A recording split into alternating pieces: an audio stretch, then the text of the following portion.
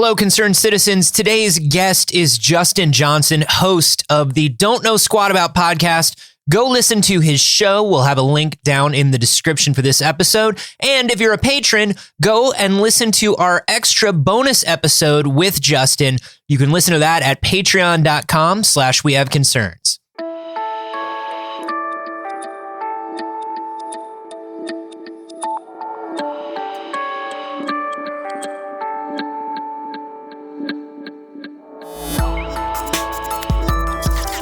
Fire things at me at 100 miles an hour, charge me a lot for it. Yeah, let's do it. High risk, high reward. That's the only way to drink. This is We Have Concerns. Hi, Jeff Canada. Hi, Anthony Carboni. And hello to our special guest in the anxiety chamber, Justin Johnson. Whoa! Hey, thanks for having me. I'm so concerned right now.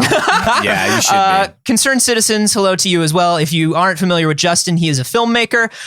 He made a documentary last year called Double Digits, which was really, really excellent. You can get that on all the VODs right now, I think. And I'm podding now. I got a pod. Pod? He's vodding and podding. He's also one of the co-founders of Indie Mogul, and I was on one of their podcasts. We'll put the link down below in the description. It's good to have you here, man. Can I already just shoot off on a weird tangent?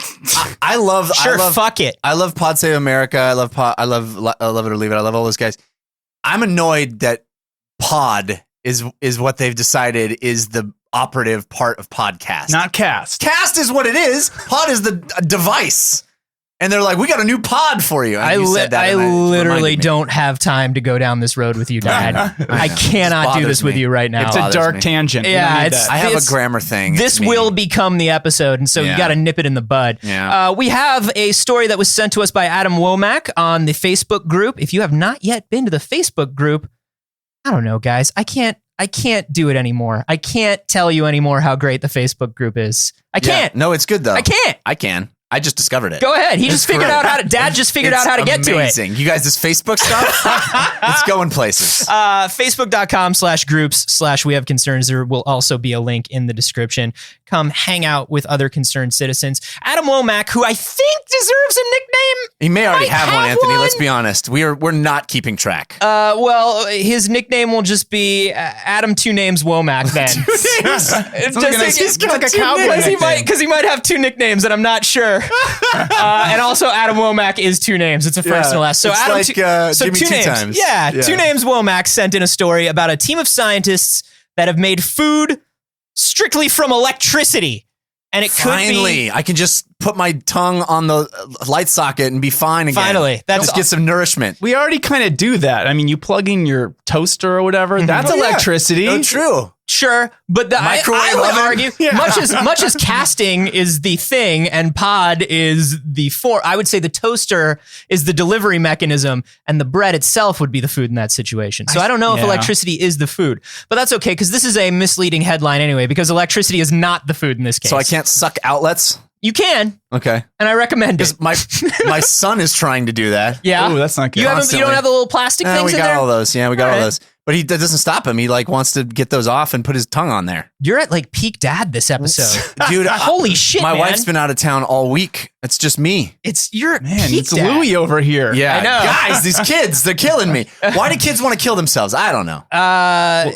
Electricity, there are people who claim they can live off of sunlight, just sunlight and air. That's the whole thing. Oh, right. There's a name for that too. Yeah, idiot. Yeah, dead. Yeah, that's the one. Yeah, dummy. Yeah. I remember that story. That popped up a couple weeks ago of these people that were like, oh yeah, and we're not going to feed our kid either. Yeah. Like, shut up. This is actually a mix of water, carbon dioxide, electricity, and various microbes. Does sound delicious. You put it into basically a tank. You electrify the water and all the things, and it turns into a powder. And this powder is 50% protein, 25% carbs. So guess what? It's the same fucking thing as using a toaster because you put ingredients in it, you use electricity, and it becomes food. So there's no difference than the toaster thing. I think you owe him an apology. The bread was food before it was in the toaster. So is the shit that you're talking about. Water, can eat that. Water's not carbon food. dioxide. Microbes. I can have microbes all day long. Family dinner. Carbon dioxide and microbes. Just put some salt and pepper on This there. is kind of interesting to me. Okay, first of all, I should let you know that before we go, yay, world hunger is saved. There's a lot of yay, world hunger is saved in the news lately. I don't know if you guys have seen it all. No, I'm going into my Jay Leno right now. Reading other news. Have you guys seen? You guys seen this world hunger? Apparently, it's a problem. What's happening? Eat Doritos. Kids, ask your parents. Apparently, putting a tank the size of like a large pot or like a water cooler, like a sous vide. Yeah, like a sous vide, something like a sous vide. The process goes down, the sous vide happens, and you wind up with just a tablespoon of this stuff. Wow. So not very efficient right now. Nourish me? The whole tablespoon? Is it like a superfood? No. So this is all bullshit. We shouldn't even be talking about it. It's very nourishing for a spoon, like a spoonful of this versus a spoonful of other stuff. Yeah, it's probably more nourishing. So what are the advantages of this particular process? The advantages of this are, number one, these microbes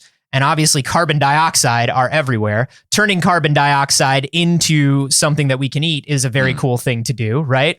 So we're saying this is a baby step toward zip zap food for everybody, loaves and fishes for all. Exactly. The solar panels, and then you zap something and like it's just food. If they can get this to where it is more efficient, because right now they're using a lot of water, which is also, I don't know if you guys have heard this, that's a resource that we need to be worried I've about. heard of water. It just turns on at my house. Yeah, I don't know.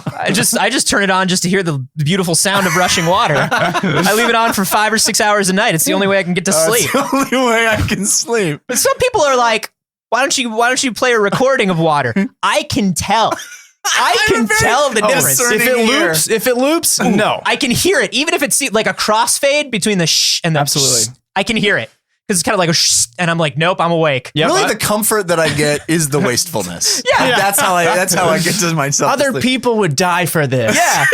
My grandparents did not have enough water, and so it makes me feel comfortable to know that the water will never end. Yeah. And that's the only way I sleep. All my grandparents had was recordings of water. Yeah. All they had was very high fidelity recordings of water. They would read stories about water, and that was about it. My grandparents in the shtetl, they had a very hard time with everything except Og Vorbis recordings of water. Oh, they're good at that. Yeah, well, there's the ancient story of the water canister that never went empty. Correct? Is that in part of Jewish lore? Sure. That sounds like something we made. Yeah.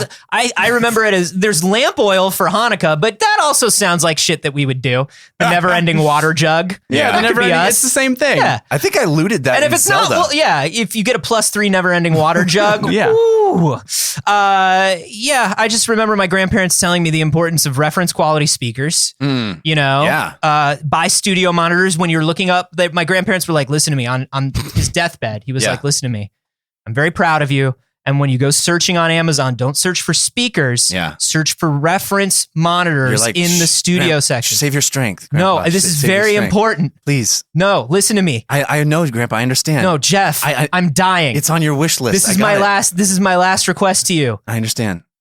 You listen to music so much in your life. Yeah. Don't cheap yourself out on this. Just do it through Alexa. It's fine. No, don't do it because that speaker is not high quality enough. You're losing. Excuse me, I'm a doctor. Neither of you are supposed to be here. This is. I wanted to take my son here to the Bang & Olufsen. I've got a handful of monster cables I can sell you. My father is in a sarcophagus in the back of this Bang & Olufsen. And they wanted a better life for you, Anthony. A life, as every generation does, where you don't have to just listen to audio of water. You can literally flush it. Yes. So electric food, Anthony, what does it taste like? Probably garbage. Did they say? Listen, I'm somebody who drinks. They don't say what it tastes like. They say it's kind of inefficient right now, but it's great for environmental reasons if they can make it more efficient.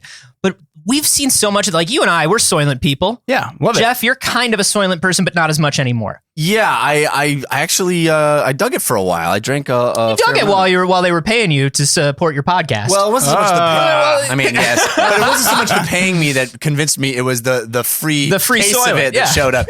It's the whole like I now have to sign up and actually send it to myself. That was the impediment that I couldn't. It's like giving yourself a real garbage, tasteless present every month, and that's why I appreciate it. Oh, it's the flavors are subtle and wonderful. It's great. By subtle, it's like foamy not vanilla. There. Right. It's not so Super much a taste subtle. as it is an aftertaste. But you and I are into Soylent for the same reason, which is I just want something that's healthy enough without having to think about food and then wind up with mediocre food at the end of it. Right, exactly. And I think for me as well, like my diet's been really weird. So for the last 7 years, I've been eating the same thing for every meal. That's it. I call it beans. It's called beans, greens, and proteins, and it's basically a medley of like black beans. It's a medley of songs. Yeah. Beans, greens, and proteins. It's a medley of like 3 different varieties of beans. I put some salsa in there, and then I put some hummus on there, and then I put some veggies on there, and that is my core meal for the last 7 years. That's all I've been basically eating. Nutrient paste already. It is nutrient paste. So when I saw Soylent, I was like, "This is for me." I don't even have to layer the paste. No, I need to dig into this a little bit. This was a choice you made. This is a choice. You said I'm going to eat the same thing, and it's going to be this.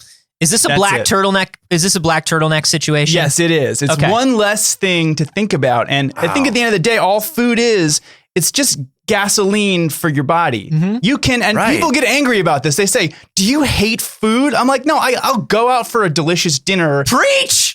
When it's worth it. But my food is so cheap that I can spend a lot of money on a nice dinner every couple weeks and enjoy it. But if someone really you want to have every meal's not a beautiful, precious snowflake. No. Why not? They can be. Is every meal in your life a beautiful, precious snowflake? Yes. Yeah? You have a beautiful meal every meal. What'd you have for breakfast this morning?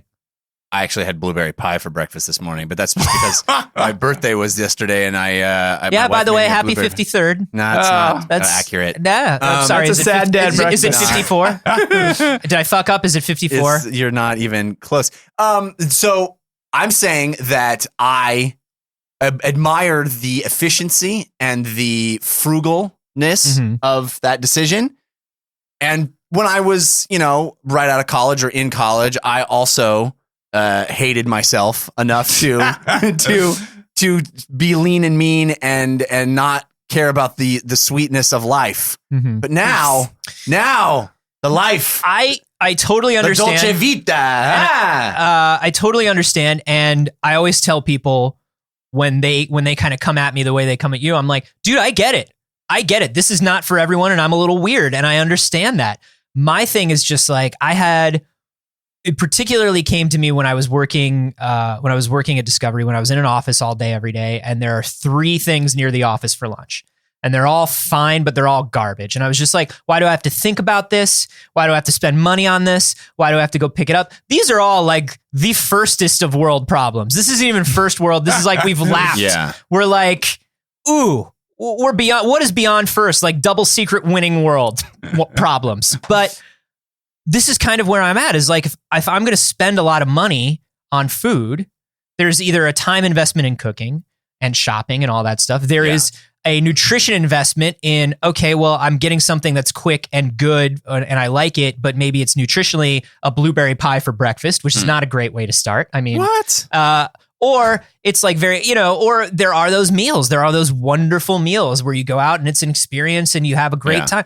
But for me, like, machine run low, machine need fuel, give machine fuel. Machine good, machine keep going. And I'm not like Justin, where I have like the same meal all the time, or I drink Soylent for every meal. I think that's where you and I break, is like, I don't like the monotony of it all the time. Right. I do need to change it up. And I also, if you drink Soylent every meal, you tend to like grow boobs, die. Well, I don't know about either of those. I mean, either of those could be true, but most people tend to get like stomach aches and stuff because they use a lot of algae for their protein and their nutrients. And it's like, a lot of us are sensitive to algae. Do you know why? Because we don't fucking eat algae all the time. But you know what's fascinating is how incensed people get when you tell them kind of what you eat. Do you find that as well? I think people feel like they get on the defensive in a lot of ways. They do. They're like, why do you hate food? Well, I think there's a lot of weird psychological angst about food in general, just from feeling like, oh, I'm not eating what I should be eating. Oh, I should be on a diet. Oh, I'm being unhealthy. I think there's a lot of that. And a lot of that is justified. I mean, as a country, we eat shit generally. And I think when you say like, oh, I'm more disciplined than you, is what people hear. Right. Yeah, which is something that I get for being a vegetarian as well, where people are just like, they come at me like, why don't you eat meat? This is good. Like, why don't you like it? Like, why you wouldn't have it? You don't miss it. And it's like, no. And this is not me. Like, I'm not trying to like pull a Rorschach where I'm looking down from on high and I will say to you, no, you know what I mean? Right. Like I am better than you. It's just like, I just don't want to eat an animal. Sorry. Like I don't want to do it. That's fine. I'm not pushing that philosophy on you. And I understand that it is a different philosophy and I don't even recommend it when people are like, I want to be vegetarian. How do I do it? I go, don't. If you can avoid it if you can avoid it and it doesn't bug you, don't fucking do it. How do I eat Soylent all the time? Don't, if it sounds miserable to you. Just don't. Yeah. But these are all things that we're trying to think about because, like you're saying, we do have food problems. We kind of eat garbage. Yeah. We kind of, industrial farming, especially in the United States, is responsible for a lot of environmental decimation and a lot of and us being unhealthy and a lot of weird shit happening in the environment. Yeah. Well, I mean, the whole healthcare debate that's going on in our country right now is ridiculous because no one is talking about, hey, maybe if we talked about like 3 steps earlier and went, what are we putting in ourselves? Maybe that would take care of a lot of the shit that everybody's worried about on the 3 steps down the line of being expensive. You get a gym coach in the 3rd grade who puts up a slide of the food pyramid. Yeah. And that's the end of it. They put up the slide of the food pyramid and then they send you to the cafeteria for pizza day. Right. And that's it. Yeah. But the pizza is made from powdered electricity. It is. So that's fine. It's actually no. You misheard that. It's not powdered, it's peter. It's made of saltpeter. It's to dull the children. And get rid of their impulses. More dull? We need the more dull? Yeah, just dull them more. Justin, what would you eat the electricity food? Is that like the ultimate, your end goal is what is the least amount of stuff I can put in myself? If it was convenient to make. Yeah. Yeah. If it was a toaster form, I would do it. Your priority is convenience, speed to get in me, not having to worry about it, and being just the bare minimum of healthy. Yeah, right? and I think I'm sure a lot of people are like this. I feel like my body has an instant reaction when I eat junk food, where all of a sudden I'm just like, well, I'm going to go in a coma now. It's like really quick. That's such a good coma. And it's feels amazing. I mean, on Saturdays, that's my cheat day, and I go crazy, and then I'm like, wow, I just feel like what's your ultimate cheat food? Like if you could have any cheat food on your cheat day. Oh my God. What would be like the most gratuitous, self-indulgent, like a big ass burger? A burger, like a from a cow burger. Yeah. Yeah. Okay. Yeah, like one of those from a cow burgers. Yeah, a cow burger. Yeah. Well, I didn't know if he was vegetarian. Yeah. You said you're inching toward vegetarian. Yeah, I'm crawling. Yeah, but you gotta have that big fat cow burger. Something that's really interesting about these things, Soylent, this powder, like all this stuff, when we're talking about like teaching kids what is healthy, Soylent isn't necessarily super healthy for you. That's the other thing about these. It's like, look at this powder. It's 50% protein and 25% carbs. It's like, well, that's a good ratio. But what kind of protein is it? What kind of carbs are they? Like, what's going on in there? Because there's more to it than just like these giant blocks of what it is. Yeah. And even Soylent is like, Soylent's better than going out and eating fast food, but it's probably not better for you than preparing like an actual healthy meal. And it's also made to these specifications that are like, recommended daily allowance is kind of like fucked for most people. The USDA, we ignore it. Yeah. I mean, not only do we ignore it, but if we follow it, it's kind of weird. Like 2,000 calories for everyone. Oh, okay. Yeah. X amount of grams of this for everyone. Oh, okay. Well, but I don't think they can, do any better than that. That's it's difficult to make it's simplicity is the goal. Yeah. With like, let's just give people general guidelines because but you have to even look those at the guidelines chart of your type and what's your, but even those astrology sign. And no, but it's not that. It's like type. even these guidelines were made. A lot of these guidelines were ratified in the 50s, some of them in the 70s. Like we have learned a lot and we have not updated these things. Right. Yeah. So like when Soylent tells you, just get your RDA of everything. It's like, well, that doesn't mean anything. Yeah. Well, it doesn't mean much. I think it was when it comes to like standardization, I think maybe it was when they first started really using planes in war, they basically came up with like the average. They calculated all the soldiers. Someone took measurements of all the soldiers and figured out this is the average soldier. Yeah. And then they designed the planes around the average soldiers. And then a bunch of soldiers died because literally no one is average. And they're like, maybe we should make things adjustable. Yeah. we did the mean and not the median, and that's where we went wrong. I just have this image of like that a giant soldier sitting in this cramped little cockpit trying to fight, and then his friend, the tiny soldier whose feet can't touch the pedals in the cockpit, Those are the only two extremes that are going to war. There's and there's nobody like they bring down like the diagram of the average soldier, and it's just like he weighs exactly 157 pounds. His shoe size is a 9.7, not even a 9.5. Like, it's that's all what that it was. stuff. Some guy's job was to just go and measure thousands of soldiers. I think maybe he did 2,000 different soldiers. That's not even enough soldiers. But you know what? I bet somebody that was their passion in life. Like, I just want to measure soldiers. That's all. Finally, my chance. Finally, I'm living my dream job. My high school guidance counselor told me I was dreaming. He said, "There's no job market for soldier measuring." I showed wrong. I showed him. Take that, Mr. Feinstein. I like this. I like it particularly because it is a novel use of electricity.